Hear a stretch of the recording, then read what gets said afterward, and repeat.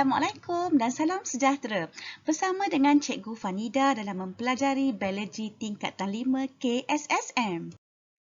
Okey, anak-anak apa khabar semua?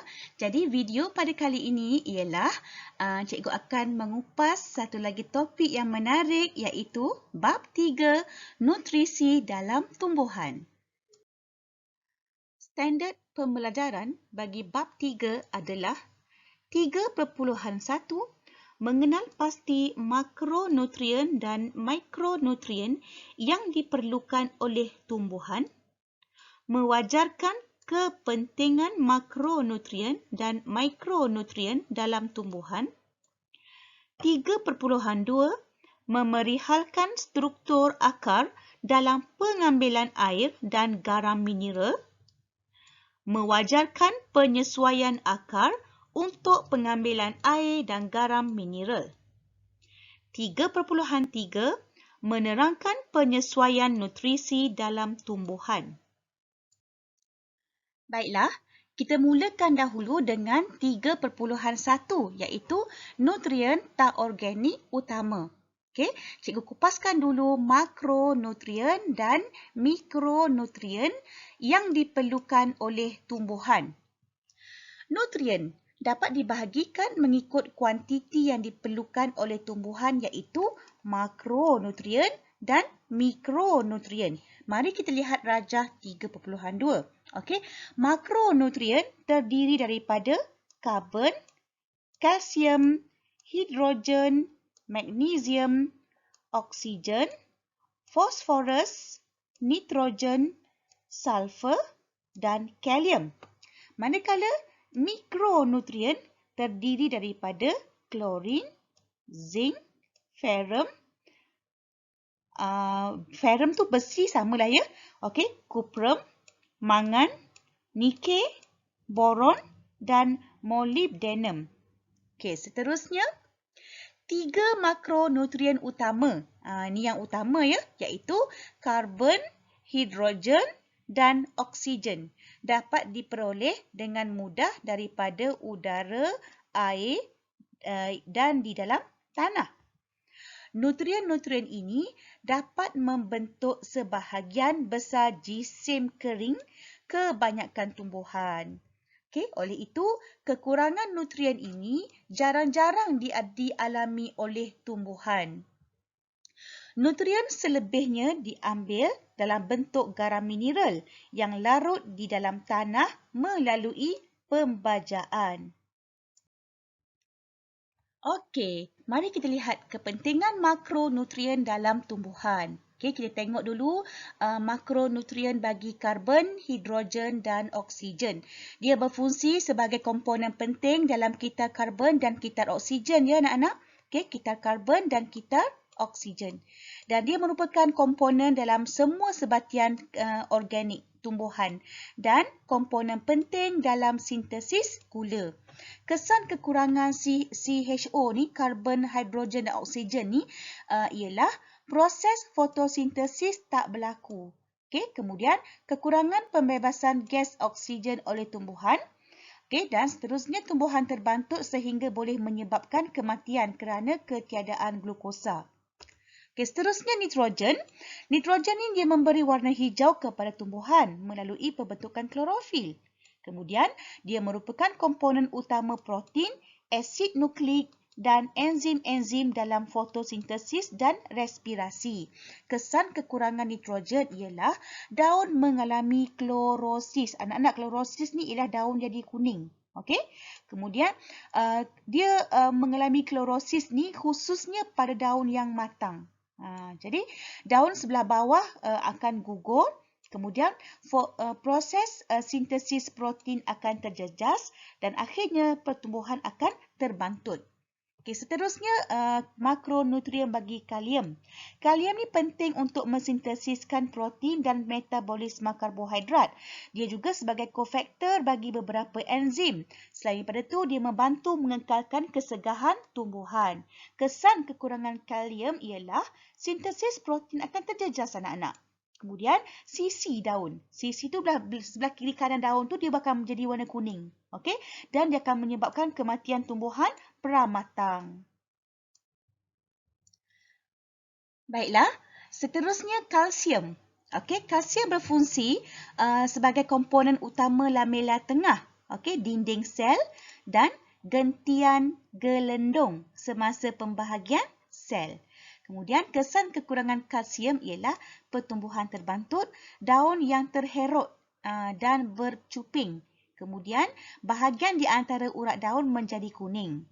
Okey, kemudian magnesium. Okey, makronutrien seterusnya ialah magnesium, berfungsi sebagai komponen utama struktur molekul klorofil, mengaktifkan beberapa enzim tumbuhan dan terlibat dalam metabolisme karbohidrat. Kesan kekurangan magnesium adalah bahagian di antara urat daun menjadi kuning. Okey, daun tersebut daun matang lah ya. Okay, jadi bahagian antara urat daun matang dia menjadi kuning dan terdapat bintik-bintik merah. Bintik-bintik merah pada permukaan daun dan daun menjadi bercuping. Okay, kemudian fosforus. Fosforus ialah berfungsi sebagai sintesis asid nukleik, okay, adenosina trifosfat ATP dan fosfolipid dalam membran plasma sebagai bertindak sebagai koenzim dalam fotosintesis dan respirasi. Kesan kekurangan fosforus ialah pertumbuhan akar yang tak sihat. Okay. Kemudian pembentukan daun yang berwarna hijau tua dan pudar. Seterusnya, bintik merah atau ungu kelihatan pada daun tua. Itu fosforus ya, kesan kekurangan dia. Dan seterusnya ialah sulfur. Okay, sulfur fungsinya ialah merupakan komponen untuk beberapa asid amino dan salah satu komponen vitamin B dan beberapa jenis koenzim. Okey, kesan kekurangan sulfur, daun atau seluruh tumbuhan menjadi kuning. Anak-anak cuba lihat gambar foto bagi daun pokok ara beringin, okey, yang telah mengalami klorosis, okey, di mana disebabkan oleh kekurangan nitrogen. Okey, cuba lihat yang daun ni, okey, daun ni dia berwarna kuning kan? Ini daun ini telah mengalami klorosis. Gambar 3.2 pula, gambar foto bagi daun pokok pinang merah, di mana ada sisi dia dah berwarna kuning kan? Sisi dia ni berwarna kuning. Okey, ini disebabkan oleh kekurangan kalium. Okey, cikgu teruskan lagi. Kepentingan mikronutrien. Tadi makro, yang ni mikro pula. Okey, kepentingan mikronutrien dalam tumbuhan. Okey, pertama klorin. Klorin ni penting dalam keseimbangan tekanan osmosis sel dan tindak balas fotosintesis. Kesan kekurangannya ialah tumbuhan menjadi layu, pertumbuhan akar menjadi lambat, daun mengalami klorosis dan mengurangkan penghasilan buah. Kedua, ferrum bertindak sebagai kofaktor dalam sintesis klorofil, penting bagi pertumbuhan pokok yang muda. Kesan kekurangannya ialah daun muda menjadi kuning. Ketiga, mangan. Okey, fungsinya ialah untuk mengaktifkan enzim-enzim fotosintesis dan penting untuk respirasi sel dan metabolisme nitrogen. Kesan kekurangan mangan, jaringan urat hijau tua berlatar belakangkan hijau muda, okey, bintik perang muda atau kelabu di antara urat daun. Okey, dan keempat, boron membantu akar dalam pengambilan ion kalsium, okey, dan translokasi sukrosa. Terlibat dalam metabolisme karbohidrat dan membantu percambahan debunga. Kesan kekurangan boron ialah kematian tunas terminal dan pertumbuhan yang abnormal, daun menjadi tebal, bergulung dan juga rapuh. Okay. Zinc. Okay, zinc berfungsi, dia penting dalam pembentukan daun, mensintesiskan auksin iaitu sejenis hormon pertumbuhan dan sebagai kofaktor dalam metabolisme karbohidrat. Kesan kekurangan zinc adalah permukaan daun berbintik dan bahagian berklorosis dan tumbuhan akan terbantut.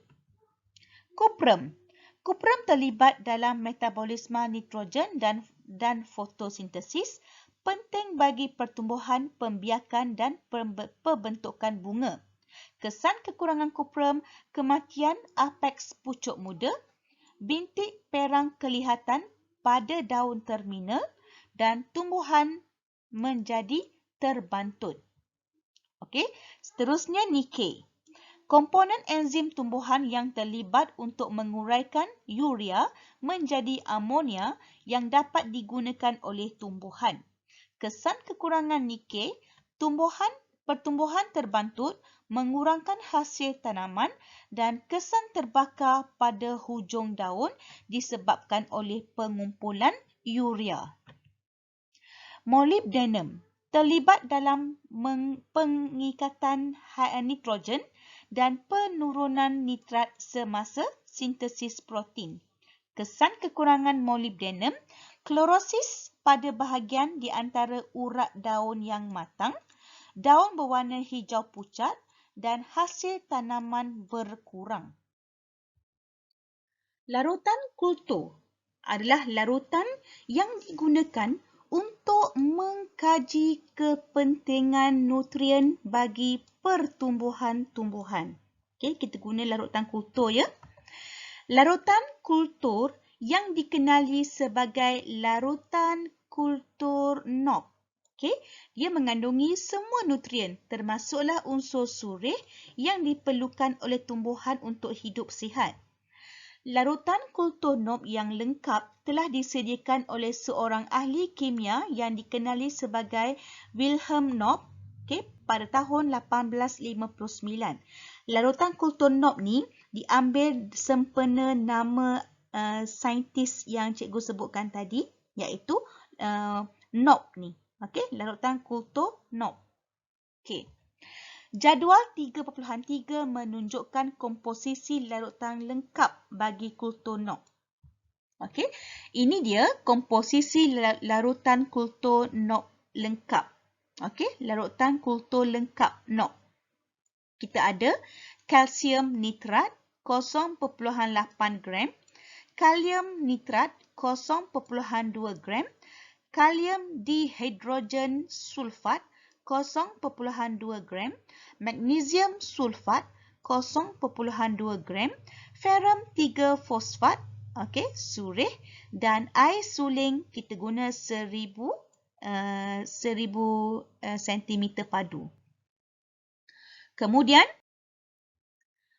mari kita lihat satu contoh soalan. Soalannya ialah pokok jagung sangat peka dengan kekurangan nutrien. Bagaimanakah baja NPK, iaitu baja yang mengandungi nitrogen, fosforus dan kalium, dapat merangsang pertumbuhan pokok jagung yang sihat? Jadi, anak-anak boleh kena mengetahui apakah fungsi nitrogen, fosforus dan kalium. Jawapannya ialah nitrogen berfungsi merangsang perkembangan daun. Nitrogen digunakan dalam pembentukan klorofil yang digunakan dalam fotosintesis. Fosforus pula merangsang perkembangan akar yang sihat, manakala kalium terlibat dalam perkembangan keseluruhan pokok jagung termasuklah perkembangan bunga dan buah pokok jagung. Baiklah seterusnya.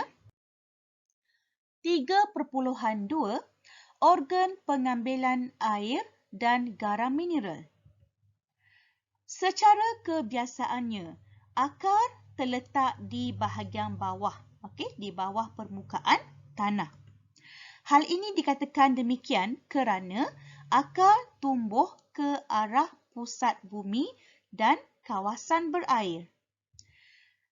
Struktur di dalam dan di luar akar disesuaikan dengan fungsinya. Nanti anak-anak lihat dalam rajah 3.4 dan jadual 3.5. Terdapat dua fungsi utama akar, iaitu memberi sokongan dan kekuatan serta mengukuhkan kedudukan tumbuhan pada akar pada tanah. Kedua, menyerap air dan garam mineral dari tanah dan mengangkutnya ke batang dan seterusnya ke daun. Ini rajah 3.4 struktur akar dalam pengambilan air dan garam mineral. Struktur akar dalam pengambilan air dan garam mineral. Okey, kita lihat dulu dia punya struktur dia. Ini cabang akar. Okey, ni cabang akar. Ini batang akar. Akar pun ada batang ya. Di bahagian ni. Ini tanah ni anak-anak. Ini tanah. Okey, di sini ada batang akar. Dan di sini ni ialah pangkal akar. Nanti kita lihat fungsi nanti. Okey, tengok di sini ada jidal. Di bahagian bawah sekali jidal akar. Kemudian ni cabang akar. Okey, cabang akar ni. Okey, ini. Okey, dan ini rambut akar. Okey, ini rambut-rambut akar ni. Okey, mari kita lihat fungsi dia. Okey, kita lihat jadual 3.5 iaitu struktur luar akar dan fungsinya. Okey, pertama, pangkal akar. Pangkal akar merupakan bahagian akar yang bersambung dengan pangkal batang tumbuhan. Kedua, rambut akar. Rambut akar diadaptasi daripada sel-sel epidermis akar. Dia menambah jumlah luas permukaan akar untuk meningkatkan penyerapan air dan garam mineral. Ketiga, jidal akar. Jidal akar berada di hujung akar. Okay, melindungi akar daripada kerosakan semasa penembusan ke dalam tanah. Okey, rajah 3.5 struktur di dalam akar. Okey, kita lihat yang pertama ini xylem primer. Xylem primer ni, okey, perisikal yang ni, yang ni. Okey. Kemudian phloem primer yang ni. Yang ni. Okey. Kemudian xylem primer, perisikal dan phloem primer ni dikenali sebagai silinder vaskular. Okey. Yang ni pula epidermis. Yang color kelabu ni merupakan epidermis. Okey. Seterusnya yang ni cortex. Okey. Cortex. Kemudian yang terpacak ni akar rambut dia. Okey. Ni akar rambut. Kemudian di sebelah sini endodermis. Ni endodermis. Okey. Kemudian yang ini merupakan cambium vascular. Yang ni. Okey, yang ni cambium vascular. Okey. Seterusnya okey, kita lihat jadual 3.6 iaitu struktur di dalam akar dan juga fungsi dia. Kita lihat dulu epidermis. Okey, sel-sel epidermis akar disusun rapat. Okey, dinding sel yang nipis dan membran sel yang telap terhadap air memudahkan pergerakan air di dalam akar. Terdapat sel epidermis yang membentuk rambut akar dan pemanjangan ke arah lateral dari dinding luarnya. Sel-sel akar rambut tidak dilapisi oleh kutikel. Okey, kutikel ni dia lapisan berlilin iaitu kalis air dan dia lutsina ya. Kemudian dia tidak dilapisi oleh lapisan kutikel itu bagi membenarkan penyerapan air. Jadi sel-sel rambut akar juga mempunyai vakuol yang besar untuk menyimpan air dan garam mineral untuk memastikan penyerapan air berlaku dengan cepat. Okay, seterusnya korteks. Korteks terletak di bawah lapisan epidermis. Korteks mempunyai dinding sel yang nipis untuk memudahkan pergerakan air di dalam akar. Sel-sel korteks disusun longgar untuk memudahkan pertukaran gas berlaku. Sebahagian besar korteks terdiri daripada sel-sel parenkima. Okey, baiklah. Seterusnya kita pergi kepada endodermis. Endodermis merupakan lapisan pemisah antara korteks dengan silinder vaskular. Sel-sel endodermis tersusun rapat dan setebal satu lapisan sel.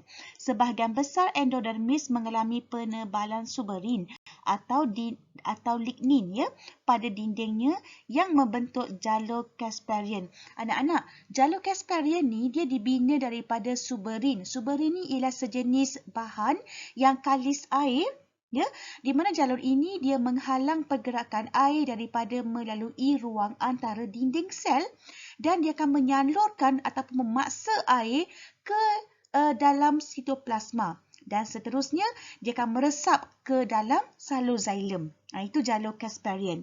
Okey, endodermis hanya membenarkan air dan garam mineral yang diserap daripada tanah memasuki silinder vaskular tetapi bukan gelembung udara. Seterusnya, silinder vaskular. Silinder vaskular merupakan teras akar yang terdiri daripada tisu xylem dan tisu phloem yang dikelilingi oleh tisu perisikal setebal satu sel. Perisikal terlibat dalam pertumbuhan sekunder dan pembentukan cabang akar. Biasanya tisu xylem dan tisu phloem disusun dalam corak yang berbentuk bintang. Okey, biasanya kan kalau kita tengok keratan rentas akar di mana xylem dan phloem dia macam ni bentuk dia kan. Okey, cikgu dah lukis macam ni. Ni yang dikata bentuk bintang ni. Okey. Yang ni. Kemudian ada bulat-bulat sini. 1, 2, 3, 4. Okey. Yang ni kita kenali sebagai phloem. Okey, cikgu buat F. F. Okey, manakala yang macam ni, yang ni kita panggil xylem. Okey, yang itu xylem. Jadi phloem tisu xylem dia mengangkut air dan garam mineral, manakala tisu phloem dia mengangkut bahan organik seperti sukrosa dan hormon tumbuhan. 3.3 Kepelbagaian dalam nutrisi tumbuhan. Nutrisi ialah proses organisma memperolehi tenaga dan nutrien daripada makanan untuk apa? Untuk pertumbuhan. Okey, dan penyelenggaraan. Seterusnya, dia pembaikan tisu yang rosak. Tumbuhan parasit, epifit dan karnivor mempunyai penyesuaian yang berbeza daripada tumbuhan lain bagi mendapatkan keperluan nutrisi. Penyesuaian nutrisi dalam tumbuhan, kita tengok dulu tumbuhan parasit. Okey, ini contoh dia, contoh tumbuhan parasit iaitu Rafflesia, okey, bunga pakma. Okey, bunga besar ni.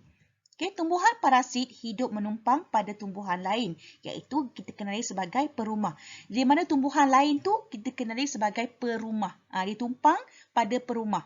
Okey, akar tumbuhan parasit ni dia menyerap bahan organik, mineral dan air daripada perumahnya dengan menembusi batang perumah sehingga ke berkas vaskular perumah. Itu dia. Okey, ini menyebabkan tumbuhan parasit membesar lebih cepat dan subur, manakala perumah akan mengalami kekurangan nutrisi dan akhirnya dia kering dan mati. Okey, seterusnya tumbuhan epifit. Okey, tumbuhan epifit merupakan tumbuhan hijau yang hidup pada tumbuhan lain iaitu perumah. Okey, tumbuhan epifit mendapat lebih banyak cahaya matahari untuk berfotosintesis dengan menumpang pada pokok perumah yang lebih tinggi. Okey, tumbuhan ini dia mensintesiskan makanannya sendiri. Okey, epifit tak mengancam perumah kerana akar epifit dapat menyerap nutrien yang terkumpul di celah-celah batang pokok perumah. Okey, kebanyakan epifit mempunyai batang yang bengkak yang dapat menyimpan banyak air. Ini contoh tumbuhan epifit. Okey, contohnya paku pakis langsuir dan juga pokok orkid. Okey. Tumbuhan karnivor. Tumbuhan karnivor mampu mensintesis makanannya sendiri dengan menjalankan fotosintesis. Tumbuhan karnivor merembeskan nektar dan mempunyai kelongsong untuk memerangkap mangsanya iaitu serangga. Mangsa seterusnya dicernakan dengan jus pencernaan secara perlahan-lahan. Serangga yang ditangkap dapat membekalkan nitrogen kepada tumbuhan ini. Nitrogen penting untuk pertumbuhan. Hal ini kerana tumbuhan karnivor hidup di kawasan tanah yang kekurangan sumber nitrogen. Jadi, tumbuhan karnivor ni disebabkan dia tidak mencukupi nitrogen, maka dia makan serangga. Okey, sebab serangga ni dia dapat tangkap dan dia membekalkan nitrogen kepada tumbuhan karnivor ni. Okey, sebab nitrogen ni penting untuk pertumbuhan. Ini dia contoh-contoh tumbuhan karnivor. Periuk kera. Okey, ini periuk kera. Yang ni perangkap lalat. Venus. Okey.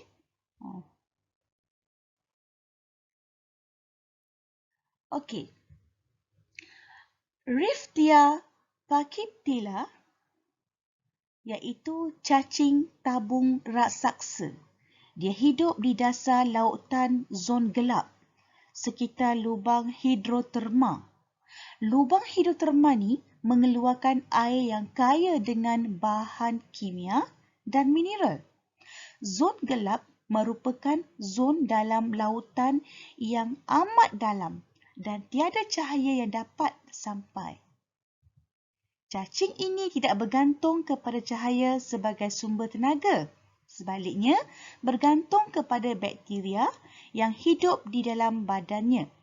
Bakteria tersebut mengoksidakan hidrogen. Okay? Dia mengoksidakan hidrogen sulfida yang terdapat dalam saluran hidroterma kepada makanan dan tenaga untuk kegunaan cacing tabung raksasa. Okey, mari kita lihat praktis formatif 3.3. Soalan pertama, nyatakan tabiat nutrisi bagi tumbuhan berikut. Okey, kuskuta. Okey, kuskuta ni namanya tali puteri. Tali puteri ni ya. Ni gambar yang ni. Okey, nama tali puteri tapi dia merupakan parasit. Puteri apa ya? Okey, tak apalah. Dia parasit. Maknanya dia mengambil nutrien daripada perumahnya. Okey. Yang kedua, lumut. Ni gambar yang ni, lumut. Dia merupakan epifit. Okey. Yang ketiga, bulbophyllum ataupun orchid. Yang ni ya. Ni orchid. Dia juga merupakan epifit. Dan last sekali, utricularia. Okey, kalau tengok macam ni, ni serangga. Ni macam perangkap serangga gitu kan. Ini confirm carnivore. Okey, soalan seterusnya. Okey, seterusnya soalan yang kedua, bezakan penyesuaian nutrisi tumbuhan parasit dengan tumbuhan epifit. Tumbuhan parasit menumpang pada tumbuhan lain iaitu perumah. Akar tumbuhan parasit akan menembusi berkas vaskular perumah untuk menyerap nutrien iaitu bahan organik, mineral dan air. Okay, manakala tumbuhan epifit pula hidup dengan menumpang pada tumbuhan lain iaitu perumah. Kadar fotosintesis epifit lebih tinggi apabila mendapat lebih banyak cahaya matahari dengan menumpang pada pokok yang lebih tinggi tanpa memudaratkan perumah. Okay, soalan yang ketiga. Ramalkan kesan yang akan berlaku pada pertumbuhan pokok paku pakis langsuir sekiranya didedahkan pada cahaya matahari secara terus. Jawapannya ialah pertumbuhan paku pakis langsuir terbantut kerana mengalami kekeringan. Sebenarnya pokok paku pakis langsuir ni dia boleh mewujudkan landscape yang menarik kerana bentuk pokok tersebut unik dan jarang ditemui. Dia tak perlu penjagaan yang rapi dan boleh hidup subur asalkan dia tak terdedah kepada cahaya matahari. Itu pokok paku pakis langsuir ni. Okey, memang cantik akar dan dia punya daun dia memang unik. Okey. Soalan seterusnya.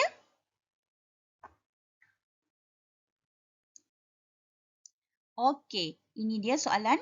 Seorang petani menggunakan baja NPK untuk tanaman pokok cilinya.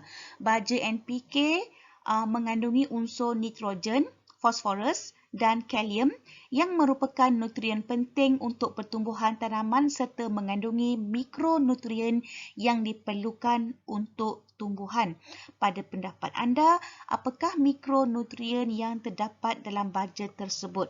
Jawapannya ialah ada mangan, ferrum, boron, klorin, zinc dan nikel.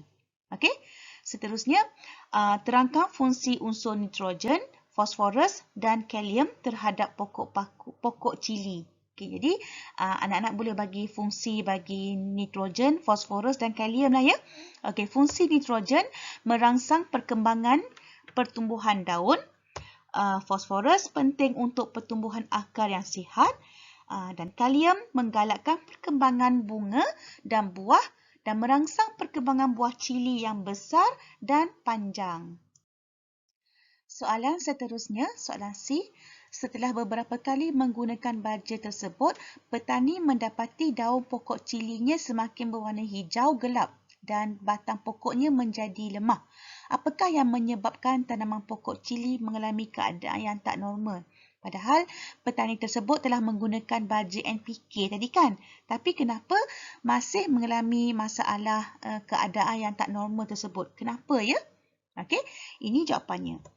Pokok cili mengalami lebihan baja terutama nitrogen.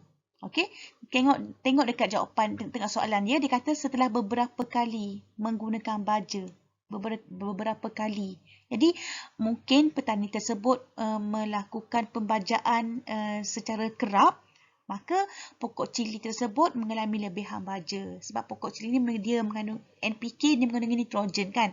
Jadi daun pokok cili dia akan menjadi warna hijau gelap dan batang pokoknya dia akan menjadi lemah. Okey, sebenarnya pembajaan pokok cili ni kita boleh bagi dalam 2 minggu sekali je. Okey, itu pun bergantung kepada usia pokok dan sukatan baja tersebut. Okey, jadi soalan seterusnya, cadangkan satu cara penyelesaian bagi mengatasi keadaan tersebut. Jawapannya ialah jarakkan kekerapan membaja. Puan Rodiah menggunakan pasu pecahan batu bata, pecahan arang dan sabut kelapa untuk menanam pokok orkid epifit. Okay. Pokok orkid tersebut diletakkan di suatu sudut di dalam rumahnya. Diletak di dalam rumah ya. Apakah yang dimaksudkan dengan pokok orkid epifit? Pokok orkid epifit ni ialah dia merujuk kepada orkid yang hidup menumpang pokok lain sebagai perumah. Dia duduk di maknanya Puan Rodiah ni dia menjumpai pokok orkid epifit ni di atas pokok lain. Jadi dia ambil pokok tu, dia letakkan di dalam pasu dan diletakkan pecahan batu bata. Macam itulah. Okey. Jadi pokok orkid epifit mendapatkan nutrisinya dengan mensintesiskan makanannya sendiri tanpa mengancam perumah. Okay. Mengapakah Puan Rodiah menggunakan sabut kelapa untuk menanam pokok orkid itu? Sabut kelapa dapat menyimpan air untuk bekalan pokok orkid. Akar pokok orkid dapat mencengkam sabut dan memberi sokongan kepadanya. Sabut juga menyediakan ruang pengudaraan yang membolehkan akar bernafas. Baiklah, soalan seterusnya. Pada pendapat anda, apakah faktor utama yang perlu dititikberatkan oleh Puan Rodiah sebelum meletakkan pokok orkid di sudut tersebut dan terangkan? Jadi, faktor utamanya ialah pencahayaan kerana pokok orkid memerlukan cahaya bagi menjalankan proses fotosintesis. Walaupun begitu, pokok orkid tidak boleh menerima cahaya matahari secara terus. Seperti yang macam cikgu telah terangkan kepada anak-anak berkenaan dengan paku pakis langsui. Ini samalah pokok orkid ni dengan paku pakis langsui itu. Okey, soalan seterusnya, mengapakah Puan Rodiah tidak menanam pokok orkid tersebut secara terus di tanah? Berikan alasan yang sesuai.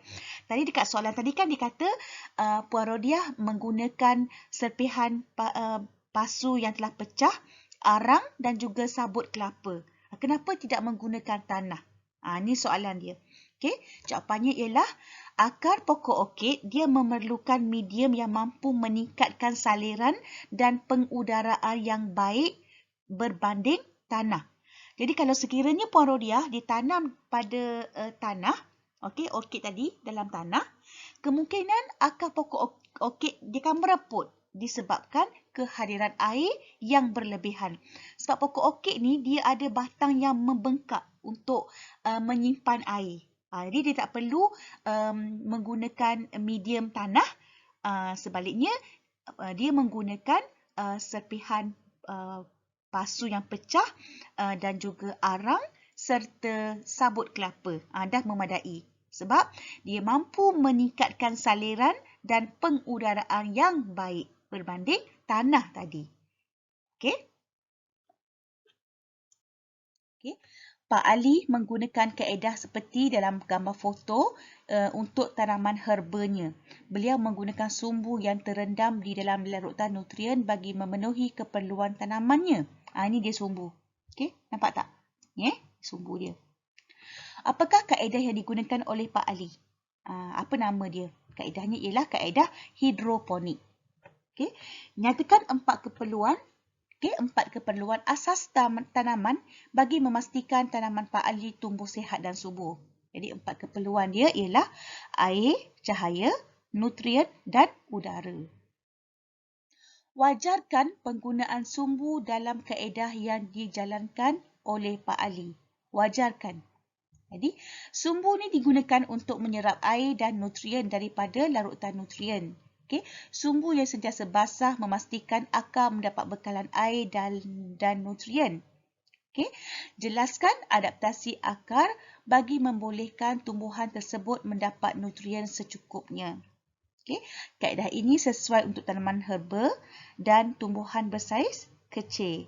Tumbuhan ini mempunyai akar serabut yang memastikan penyerapan air dan nutrien yang maksimum. Okay. Adaptasi akarnya ialah dia mestilah tumbuhan herba dan tumbuhan bersaiz kecil. Kemudian tumbuhan ini dia akarnya serabut, tak ada akar tunjang. Jadi itulah adaptasi yang membolehkan tumbuhan tersebut mendapat nutrien secukupnya. Seterusnya, gambar foto 2.1 dan gambar foto 2.2 menunjukkan dua jenis tumbuhan yang dapat ditemui dalam ekosistem hutan hujan tropika. Kedua-dua tumbuhan ini menjalankan tabiat nutrisi yang berbeza. Tumbuhan dalam gambar foto 2.1 dapat menghasilkan makanannya sendiri dengan berfotosintesis. Manakala tumbuhan dalam gambar foto 2.2 bergantung kepada tumbuhan lain bagi mendapatkan nutrisi. Soalannya ialah, nyatakan peranan tumbuhan dalam gambar foto 2.1 dalam ekosistem hutan hujan tropika. Jawapannya ialah, tumbuhan dalam gambar 2.1 merupakan organisma pengeluar dalam rantai makanan dan membekalkan makanan kepada pengguna di dalam ekosistem hutan hujan tropika. Manakala, jelaskan kepentingan tumbuhan dalam gambar foto 2.2 dalam ekosistem hutan hujan tropika. Kita dapati gambar foto 2.2 ni merupakan tumbuhan parasit kan. Tapi ditanya jelaskan kepentingan tumbuhan tersebut walaupun dia parasit. Apa kepentingan dia? Okey, kita lihat jawapannya. Tumbuhan dalam gambar foto 2.2 merupakan tumbuhan parasit yang dapat mengubah persekitaran fizikal di sekitarnya seperti kandungan air dan nutrien di dalam tanah. Perumah akan menyerap air dan nutrien lebih banyak daripada tanah menyebabkan perubahan bekalan sumber organisma di sekitarnya.